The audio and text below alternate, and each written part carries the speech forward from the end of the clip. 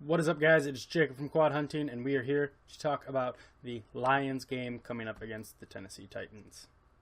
Welcome to Detroit. Hot. This is Detroit's first game in home field at Ford Field. Lovely Ford Field.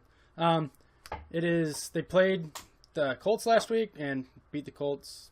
Yeah, that game was too close. It was really entertaining, but that doesn't mean it's a good game. So it was. Stafford played great. The offense played pretty well. Offensive line outperformed expectations. Defense, though, was really poor. I don't really know what was going on there. People were missing tackles, being out of coverage where they're supposed to be. It's really concerning coming up here in the future. Hopefully, there's one game thing. They're going to get it turned around. But we play the Tennessee Titans, like I said, and this game doesn't worry me too much. Nothing about Tennessee really scares me. Marcus Mariota, I think, will be a good quarterback eventually. He definitely has that dual threat run ability, which is a little worrisome for the Lions and their defense. If he can bust off some big runs, it's something to be concerned about. Otherwise, they just got beat by a Sean Hill-led Vikings team.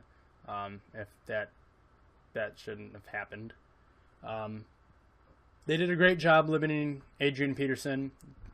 Did really well containing him in the runs. But I know people are like, well, the Lions, their run game's not that great. They should be able to contain that. The only reason they were able to contain the Vikings' run game is because it's Sean Hill at quarterback. They're not going to be slinging it all around. They loaded the box for Adrian Peterson.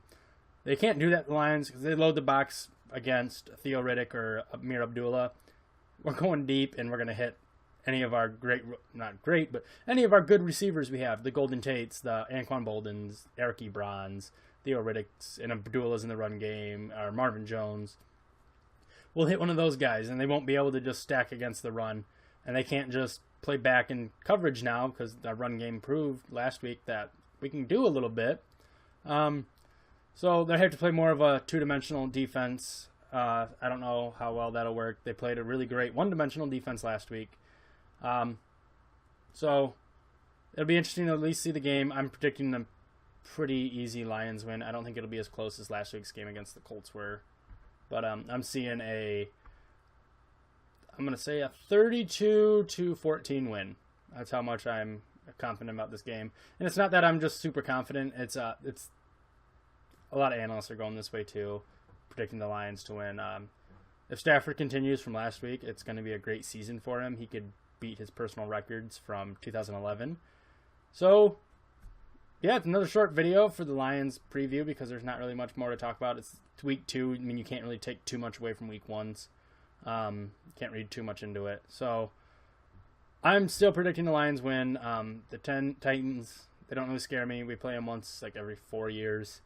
Last time we played, we lost in overtime. It was I think it was 44-41 in 2012, the year we were supposed to go back to the playoffs, and ended up being 4-12. Yeah, not really much more to talk about the game. It's a game against an AFC South opponent that doesn't really hold much value.